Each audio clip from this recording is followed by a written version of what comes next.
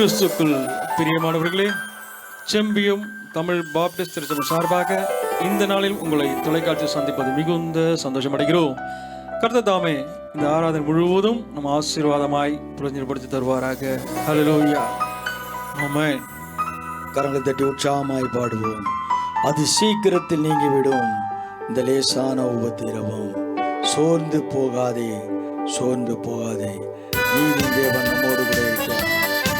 கரங்களை தட்டுவோம். ஆமென்.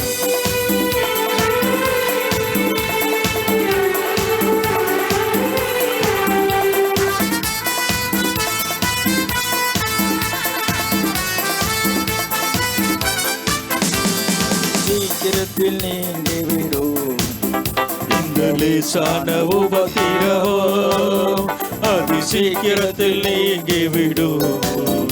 இந்த லேசான உபத்திரவம், சோர்ந்து போகாதே, நீ சோர்ந்து போகாதே, சோர்ந்து போகாதே, நீ சோர்ந்து போகாதே, அது சீக்கிரத்தில் நீங்கிவிடும் இந்த லேசான உபத்திரவம். ஆமென். கர்த்தருடைய வார்த்தை கேட்கும்படியாக இருக்கிற அன்பு தேவ ஜனமே, ஆண்டவர் நம்மோடு கூட பேசுகிறவராக இருக்கிறார். உன்னுடைய சமாதானமற்ற சூழ்நிலை தேவன் நிலைநிறுத்துவராக இருக்கிறார். உள்ளார்ந்த மனிதன் நாளுக்கு நாள் புதிதாக்கப்படுகிற நேரம் இதுவான்.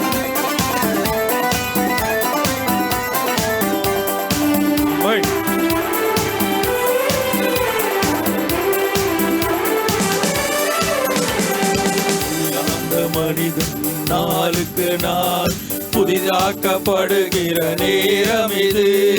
உள்ளார்ந்த மனிதன் நாளுக்கு நாள் புதிதாக்கப்படுகிற நேரம் இது. சோர்ந்து போகாதே, நீ சோர்ந்து போகாதே, சோர்ந்து போகாதே, நீ சோர்ந்து போகாதே, அது சீக்கிரத்தில் நீங்கிவிடும் இந்த லேசான உபத்திரவம். அது சீக்கிரத்தில் நீங்கிவிடும் இந்த லேசான உபத்திரவம். ஈடிணையில்லா மகிமை இதனால் நமக்கு வந்திடுமே. ஈடிணையில்லா மகிமை இதனால் நமக்கு வந்திடுமே. சோர்ந்து போகாதே, நீ சோர்ந்து போகாதே, சோர்ந்து போகாதே, நீ சோர்ந்து போகாதே, அது சீக்கிரத்தில் நீங்கிவிடும் இந்த லேசான உபத்திரவம். அது சீக்கிரத்தில் நீங்கிவிடும் இந்த லேசான உபத்திரவம்.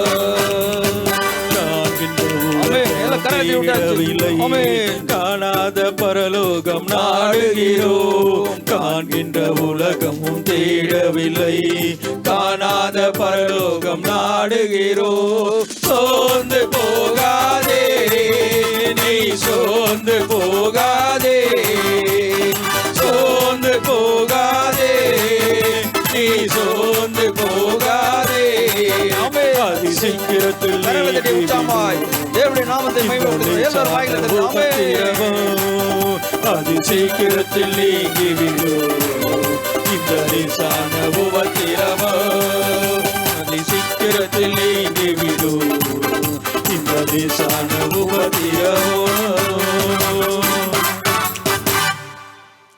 தேவனை தேடும் பொழுது ஆண்டவர் நிச்சயமாய் மகிமையான காரியங்களை செய்கிறவராயிருக்கிறார். அதிகாலை ஸ்தோத்திர பலி அப்பா அப்பா உங்களுக்கு தான் என்றதான பாடலை கரங்களை தட்டி உற்சாகமாய் பாடுவோம். அவர் எபினேசர், எபினேசர், இதுவரை உதவி செய்தார்.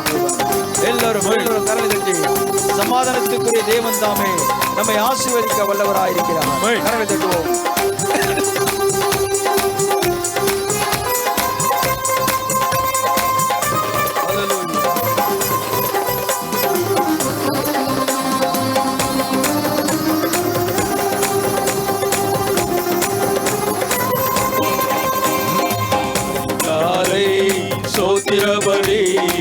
அப்பா அப்பா உங்களுக்கு தான் ஆராதனை சோத்திர பலி.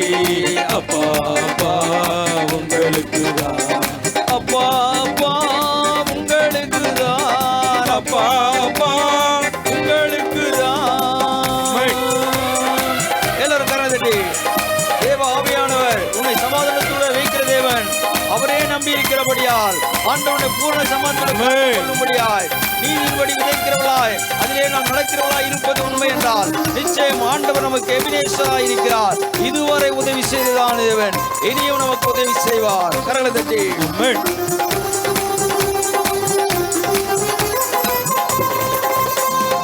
எபினேசர் எபினேசர் இதுவரை உதவி செய்தீர்.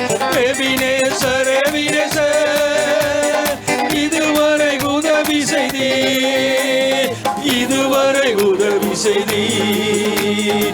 எபினேசர் எபினேசர் இதுவரை உதவி செய்தீர். எபினேசர் எபினேசர் அதிகாலை சோத்திர பலி. அப்பா அப்பா உங்களுக்கு தான் ஆராதனை சோத்திர பலி. அப்பா அப்பா உங்களுக்கு தான், அப்பா அப்பா உங்களுக்கு தான், அப்பா அப்பா உங்களுக்கு தான். பரிசுத்தர் பரிசுத்தர் பரலோக ராஜாவே, பரிசுத்தர் பரிசுத்தர் பரலோக ராஜாவே, பரலோக ராஜாவே. பரிசுத்தர் பரிசுத்தர் பரலோக ராஜாவே, பரிசுத்தர் பரிசுத்தர் அதிகாலை சோத்திர பலி. அப்பா அப்பா எல்லாரும் வாயில திறந்து ஆராதனை சோத்திர பலி. அப்பா அப்பா உங்களுக்கு தான், அப்பா அப்பா உங்களுக்கு தான், அப்பா அப்பா உங்களுக்கு தான். எல் ஷடாய் எல் ஷடாய் எல்லாம் வல்லவரே, எல் ஷடாய் எல் ஷடாய் எல்லாம் வல்லவரே, எல்லாம் வல்லவரே. எல் ஷடாய் எல் ஷடாய் எல்லாம் வல்லவரே, எல் ஷடாய் எல் ஷடாய் அதிகாலை சோத்திர பலி. அப்பா அப்பா உங்களுக்கு தான் ஆராதனை சோத்திர பலி. அப்பா அப்பா உங்களுக்கு தான், அப்பா அப்பா உங்களுக்கு தான், அப்பா உங்களுக்கு தான், அப்பா அப்பா உங்களுக்கு தான், அப்பா அப்பா உங்களுக்கு தான், அப்பா அப்பா உங்களுக்கு தான்.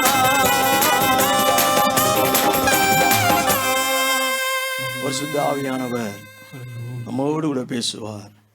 வார்த்தையை கேட்போம். ஹல்லேலூயா.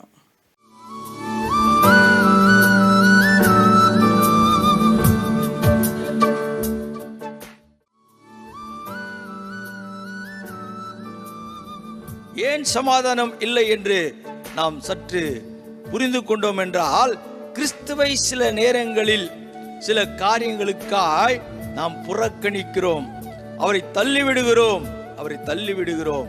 நம்முடைய வாழ்க்கை எப்படி இருக்க வேண்டும்? நாம் ரட்சிப்பு பெற்றதான ஒரு மக்களாய், ஒரு மகனாய், ஒரு மகளாய், ஒரு குடும்பமாய், ஒரு திருச்சபையாய் உண்மையாய் இருப்பது உண்மை என்றால் அந்த ரட்சிப்பின் அனுபவம் நமக்கு சொல்ல வேண்டும். என் ஜனம் சமாதான தாவரங்களாலும் நிலையான வாசஸ்தலிலும் அமைதியாய் தங்கும் இடங்களிலும் குடியிருக்கும். ஆண்டவரும் இரட்சகரும் மீட்பருமாகிய இயேசு கிறிஸ்து நாமத்தில் உங்களை வாழ்த்துகிறேன். இந்த நாளிலும் கூட ஒரு புதிய மாதத்தில் கடந்து இருக்கிற நம்மோடு கூட என் இயேசு பேசுவார். கடந்த 2 மாதங்கள் ஆண்டவர் நம்மை பாதுகாத்து சுகத்தையும் பலத்தையும் ஜீவனையும் கொடுத்திருக்கிறதான தேவனுக்கு நாம் நன்றி செலுத்த கடமைப்பட்டுள்ளோம். இந்த நாள் வாக்குத்தத்தமான வார்த்தை, இயேசு என்னோடு கூட என்ன பேசப் போகிறார் என்ற நிச்சயத்தோடு கூட இருக்கிற உங்களுக்காய் ஆண்டவர் பேசுகிறவராயிருக்கிறார். எடுத்துக்கொள்ளுங்கள். ஏசாயா தீர்க்கதரிசி புஸ்தகம் 32ஆம் அதிகாரம் 17ஆம் வசனம். நீதியின் கிரியை சமாதானமும் நீதியின் பலன் என்றும் உள்ள அமெரிக்கையும் சுகமுமாம். நீதியின் கிரியை சமாதானம். நீதியினாலே நடப்பிக்கிறவர்களாய் இருப்பது உண்மை என்றால் நாம் நீதியிலே விதைக்கப்படுகிறோம் என்றதான வார்த்தை கடந்த மாதத்தில் பார்த்தோம். இந்த மாதத்தில் அதே சமாதானத்தை குறித்து பேசும்படியாய் ஆண்டவர் தீர்மானித்திருக்கிறார். நம்முடைய கிரியை சமாதானத்திற்குரிய கிரியையாய் இருக்க வேண்டும். அன்பு தேவ ஜனமே, இன்றைக்கு உலகத்திலே வாழ்ந்து கொண்டிருக்கிற நாம் சமாதானமற்ற நிலைமையிலே வாழ்ந்து கொண்டிருக்கிறோம். அநேகருக்கு சமாதானம் இல்லை. ஏன் சமாதானம் இல்லை? எல்லாம் இருக்கிறது. நாம் கேட்டோம் என்றால் எல்லாம் இருக்கிறது, ஆனால் எனக்கு சமாதானம் இல்லை. அன்பு தேவ ஜனமே, சமாதானம் என்பது ஒருவர், ஆண்டவர் ஒருவர் மாத்திரம்தான் நமக்கு கொடுக்க முடியும். அதுதான் சமாதானத்தின் பிரபு. அவருடைய காரியம் நமக்கு வெளிப்படுத்தி, அவர் நாமம் அதிசயமானவர், ஆலோசனை கர்த்தர், வல்லமையுள்ள தேவன், நித்திய பிதா, சமாதானத்தின் பிரபு. அந்த சமாதானத்தின் பிரபுதான் நமக்கு சொல்கிறார், நீதியின் கிரியையை சமாதானமும் நீதியின் பலன் என்றுமுள்ள அமெரிக்கையும் சுகமாம்.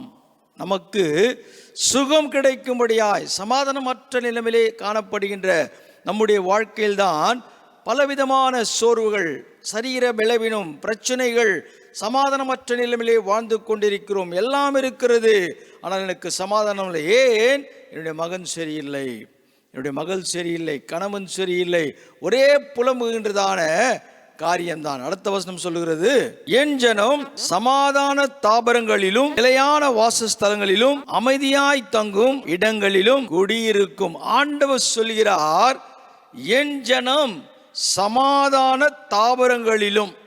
ஆண்டவர் நமக்கு என் ஜனம், என்னாமம் தரிக்கப்பட்ட என் ஜனங்கள் என்றதான வார்த்தைக்கு ஆண்டவர் நமக்கு சொல்கின்ற வார்த்தை என் ஜனங்கள். என் ஜனங்கள் நான் அளிக்கும் நன்மையால் திருப்தி ஆவார்கள். ஆண்டவர் கொடுக்கிறதான நன்மை அது சமாதானத்துக்குரிய நன்மை. அன்பு தேவஜனமே, தொலைக்காட்சிக்கு முன்பாய் பார்த்து கொண்டிருக்கிறீர்கள். ஒருவேளை எனக்கு இன்னும் சமாதானம் இல்லை, குடும்பத்தில் திருமணத்துக்குரிய காரியத்தை நடத்தும்படியாய் தீர்மானிக்கப்படுகிறது, ஆனால் திடீரென்று ஒரு குழப்பம். கடந்த நாட்களிலும் கூட அநேக தொலைபேசிகள் அதில் முக்கியமாய் எல்லாம் நடக்கும்படியாய் தீர்மானிக்கப்பட்டதான காரியத்தில் திருமணத்துக்குரிய காரியம் சமாதானமற்ற நிலைமையிலே காணப்படுகிறதாம். எல்லாம் ஒற்றுக்கொள்கிறார்கள், ஆனால் தேவ ஊழியர் அதற்காய் காரியங்களை இணைத்து ஒரு சமாதானப்படுத்தக்கூடிய நிலைமை இல்லை. ஐயா, என்னுடைய குடும்பத்திற்காய் ஜெபித்து கொள்ளுங்கள் என்றதான ஒரு விண்ணப்பத்தை வைத்தார்கள். காரணம் என்ன? எல்லாம் நடக்கிறது, ஆனால் திடீரென்று சூழ்நிலைகள் மாறும் பொழுது சமாதானமற்ற நிலைமை. ஆகவே வேதம் அழகாய் நமக்கு சொல்லுகிறது, அவருடைய கிரியை சமாதானத்துக்குரிய கிரியை, அந்த கிரியை நமக்குள் இருக்க வேண்டும் என்றால் ஆண்டவர் நம்மை பார்த்து சொல்ல வேண்டும், என் ஜனங்கள், என் ஜனங்கள் என்று சொல்ல வேண்டும். என் ஜனம் சமாதான தாவரங்களிலும் நிலையான வாசஸ்தலங்களிலும் அமைதியாய் தங்கும் இடங்களிலும் கூடியிருக்கும். அமைதி தருவார் அமெரிக்கை. என் இயேசுவிடத்திலே அதுதான் தாவீது சொல்கிறார், கர்த்தர் என் மீட்பராயிருக்கிறார், நான் தாட்சி, அவர் என்னை புல்லுள்ள இடங்களில் வைத்து அமர்ந்த தண்ணீர் அண்டிலே கொண்டு போய் விடுகிறார். அவருக்கு நாம் அடங்கி வாழ்வது உண்மை என்றால் நம்முடைய சுக வாழ்வு துளிர்க்கும். கர்த்தர் என் மீட்பராயிருக்கிறார். நாம் சொல்ல வேண்டிய காரியமெல்லாம் என்னுடைய வாழ்க்கையிலே என்னுடைய குடும்பத்திற்கு அவர் மெய்ப்பராய் இருக்கிறார் என்று சொல்ல வேண்டும். அதுதான் என் ஜனம், என் ஜனம் சமாதானத்திலே நிலைத்திருப்பார்கள். ரட்சிப்பை பெற்றுவிட்டோம், இரட்சகர் எனக்கு ரட்சிப்பை கொடுத்தார், உண்மைதான். உண்மையாய் அந்த ரட்சிப்பை நாம் அனுபவிக்கிறோமா? அந்த ரட்சிப்பிலே நிலைத்திருக்கிறோமா? அந்த ரட்சிப்பு இழக்கும் பொழுதுதான் குடும்பத்தில் பிரச்சனை, சமாதானமற்ற நிலைமை, திருச்சபையில் சமாதானமற்ற நிலைமை, சமுதாயத்தில் சமாதானமற்ற நிலைமை. அன்பு தேவஜனமே, எந்த நிலையில் நாம் இருக்கிறோம்? என்னுடைய குடும்பம் எப்படி இருக்கிறது? என்னுடைய மக்கள் எப்படி இருக்கிறார்கள்? நான் அவர்களுக்கு ஒரு சமாதானத்துக்குரிய ஒரு தூணாய் நிற்கிறேனா, ஒரு பாலமாய் காணப்படுகிறேனா, அல்லது அவர்களுக்கு நான் ஒரு முள்ளாய் இருக்கிறேனா? யோசித்து பாருங்கள்.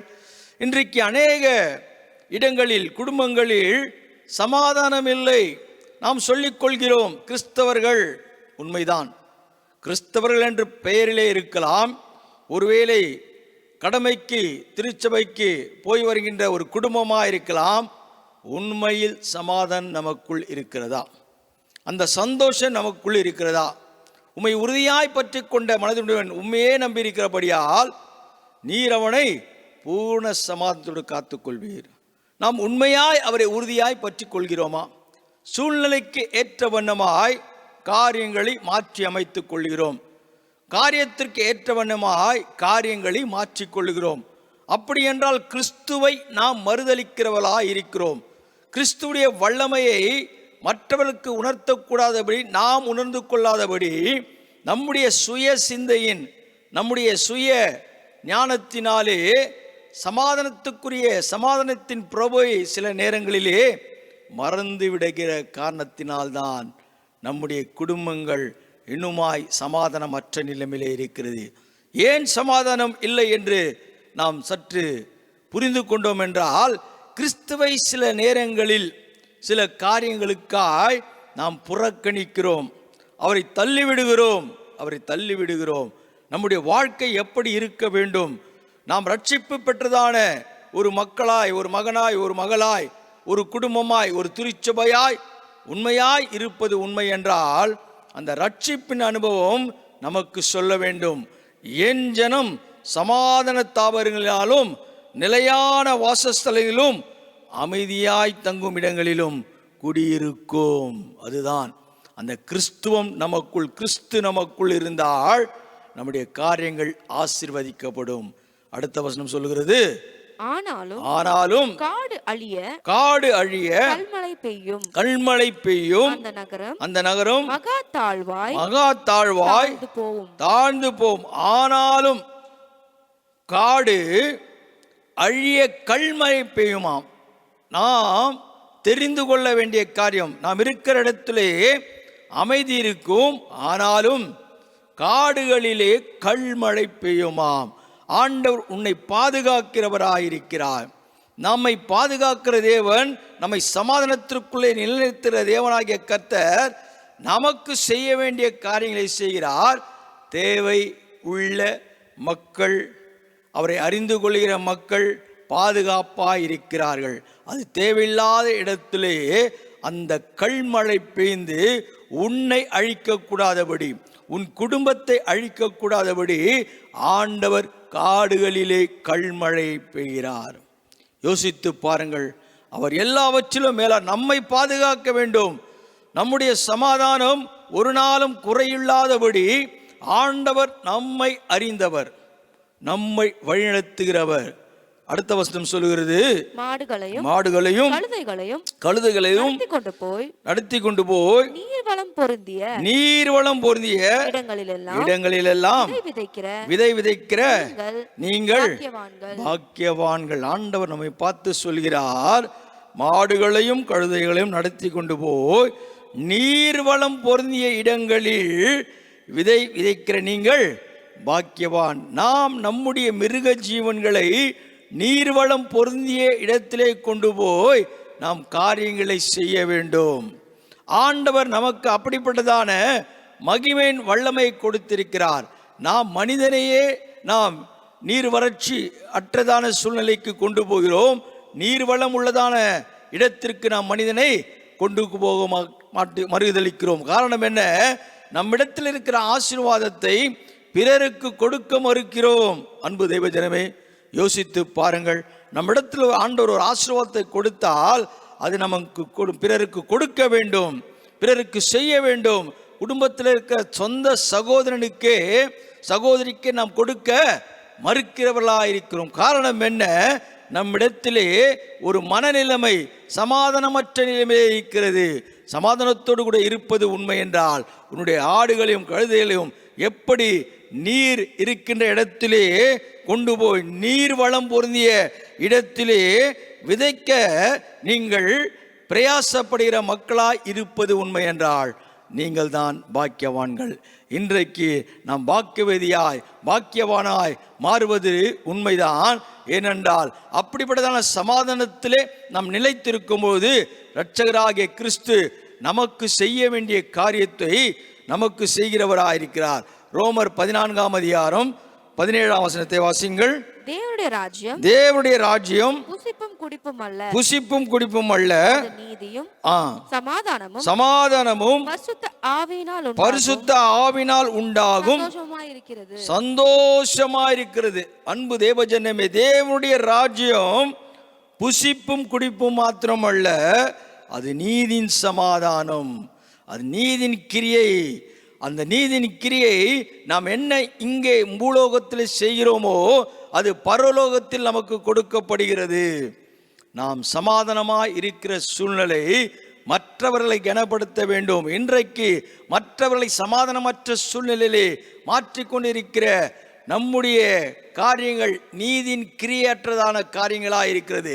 வேதம் திட்டவட்டமாய் சொல்கிறது, அது நீதியும் சமாதானமும் பரிசுத்தம் ஆவில உண்டாகும் சந்தோஷமாயிருக்கிறது. பரிசுத்தம், நீ எவ்வளவாய் நீ உண்மையாய் இருக்கிறாயோ அந்த சமாதானம் உன்னை பரிசுத்தப்படுத்தும்படியாய், ஆவிக்குரிய வல்லமையினால் நிரப்பும்படியாய், நீதிக்கேற்ற நற்கிரியைகளை செய்யும்படியாய் தேவ மகிமை விளங்குகிறதாம். தேவ மகிமை விளங்குகிறதாம். அன்பு தேவஜனமே, யோசித்து பாருங்கள், நம்முடைய நீதியின் கிரி எப்படி இருக்கிறது? அநீதியின் காரியங்களுக்கு நாம் நீதியைப் போல பேசிக் கொண்டிருக்கிறோமா? யோசித்து பாருங்கள். நாம் செய்ய வேண்டிய காரியம் நீதியாய் இருக்க வேண்டும். அப்பொழுதுதான் நமக்கு சமாதானம் கிடைக்கும். அநீதியாய் நடப்பது உண்மை என்றால் நாம் சமாதானமற்ற நிலைமையிலே வாழ்ந்து கொண்டிருக்கிறோம். யோசித்து பாருங்கள். சாலமோன் ராஜாவுக்கு ஆண்டவர் ஞானத்தை கொடுத்தார். ஞானத்தை கொடுக்கும் பொழுது 2 பிள்ளைகள், ஒரு பிள்ளை இறந்து விட்டது. 2 ஸ்திரீயானவள் இறந்து போன காரியத்தை என்ன செய்ய வேண்டும் என்று அவரிடத்திலே ஆலோசிக்கிறார்கள். அப்பொழுது இறந்ததான குழந்தையினுடைய தாய் சொல்லுகிறாள், உயிரோடு இருக்கிற குழந்தை 2 துண்டாய் வெட்டி விடுங்கள். ஆனால் இணக்கம் பெறுகிற ஒரு சமாதானத்துக்குரிய காரியத்தை சொல்லுகிறதான தாய், என்னுடைய குழந்தை ஜீவனோடு கூட இருக்கட்டும், அதை வெட்ட வேண்டாம். ராஜா புரிந்து கொண்டார். அப்படிப்பட்ட ஞானம் உள்ளதான காரியத்தை ஆண்டவர் நமக்குள்ளே வெளிப்படுத்துகிறவராயிருக்கிறார்.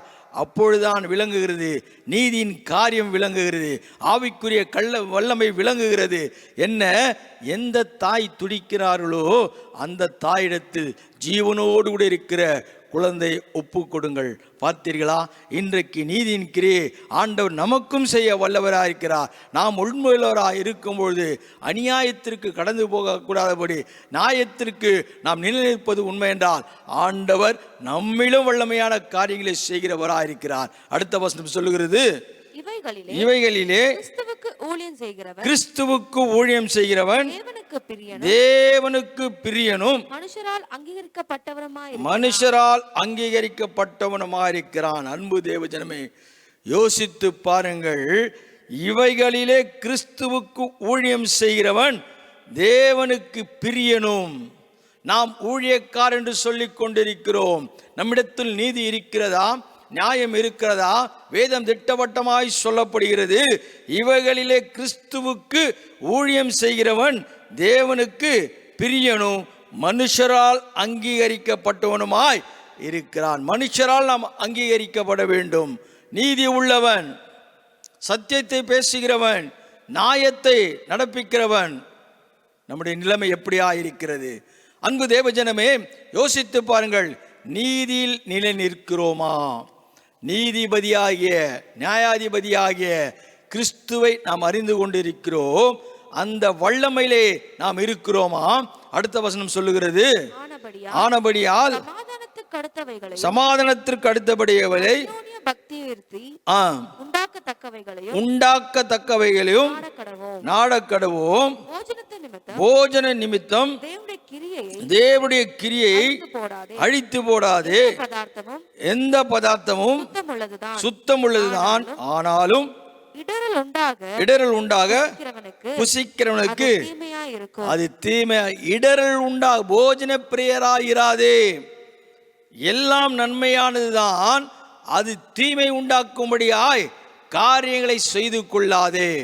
ஆண்டவர் சொல்கிறார், திட்டவட்டமாய் சொல்கிறார், நீ நன்மையை செய்ய வேண்டும், உனக்குள்ளே நன்மை விளங்க வேண்டும். காரியங்கள் எப்படிப்பட்டதாய் இருந்தாலும் ஆண்டவர் உனக்கு சொல்லிக் கொடுக்கிறதான வார்த்தையின்படி நடப்பது உண்மை என்றால், அடுத்த வசனம் சொல்லுகிறது, மாம்சம் புசிக்கிறதும் மதுபானம் பண்ணுகிறதும் எதையாகிலும் உன் சகோதரன் இடருக்காக தவறுகிறதற்காவது பலவீனப்படுகிறதற்காவது எதுவா இருந்தால் அவள் ஒன்றையும் செய்யாமல் இருப்பதே நன்மை. உன்னுடைய சகோதரன் தவறி போவதற்கு காரணம் என்ன? நீர் அவனை சமாதானமற்ற நிலைமையிலே நடத்துகிற ஒரு குடும்பமாய் இருக்கவே கூடாது. தவறுகின்ற காரியம், நாம் சமாதானத்தின் பிரபு என்றதான இரட்சகருடைய வல்லமையை பேசுகிறோம், பிரசங்கிக்கிறோம், அவருடைய வார்த்தையை கேட்கிறோம். அப்படி இருப்பது உண்மை என்றால், நாம் நம்முடைய குடும்பங்களிலே எப்படி வாழ்ந்து கொண்டு இருக்கிறோம்? மற்றவர்களுக்கு இடையூறு உண்டாக்கும்படியாய் காணப்படுகிறோமா? மற்றவர்களுக்கு இடையூறு செய்யும்படியாய் இருக்கிறோமா? மற்றவர்களை தேவையற்ற வார்த்தையால் பேசுகிறோமா? சற்று சிந்தித்து பாருங்கள். உங்களுடைய காரியம் எப்படியா இருக்கிறது? மற்றவர்களுக்கு நாம் உதவி செய்யாத இருந்தாலும் பரவாயில்லை, அவர்களுக்கு நாம் உபத்திரவமா இருக்கிறோமா? அடுத்த வசனம் சொல்லுகிறது, உனக்கு விசுவாசம் இருந்தால் அது தேவனுக்கு முன்பாக நல்லதென்று நிச்சயித்த காரியத்தில் தன்னை குற்றவாளியாகாதவன் பாக்கியவான். நிச்சயித்த காரியத்திலே தன்னை குற்றவாளியாக்காதவன் நல்லதென்று. சில காரியங்களிலே நம்மை குற்றவாளிகளாய் மாற்றி விடுகிறோம். நல்ல விஷயங்களிலே, நல்ல காரியத்தை பேசும் பொழுது, நல்ல வசனத்தை சொல்லும் பொழுது, நல்ல செய்தியை சொல்லும்போது நம்மை குற்றவாளிகளாய் மாற்றுகிற ஒரு கூட்டம் இருக்கலாம். கலங்காதே, ஆண்டவர் உன்னோடு கூட பேசிக் கொண்டிருக்கிறார். நாம் எந்த நிலைமையிலே இருக்கிறோம், எப்படி வாழ்ந்து கொண்டிருக்கிறோம்? கடைசி வசனம் சொல்லுகிறது, ஒருவன் சமுசயப்படுகிறவனாய் புசித்தால் அவன் விசுவாசம் இல்லாமல் புசிக்கிறபடினால் ஆக்கினைக்குள்ளாக தீர்க்கப்படுகிறான். விசுவாசத்தினாலே வராத யாவும் பாவமே. விசுவாசத்தினால் வராத யாவும் பாவம் என்று சொல்கிறார். அன்பு தேவஜனமே, நம்பப்படியும் உறுதியும் ஆண்டவனுக்கு நிச்சயமாய் செய்வார். ஆண்டவனுக்காய் காரியங்களை வாய்க்க பண்ணுவார்.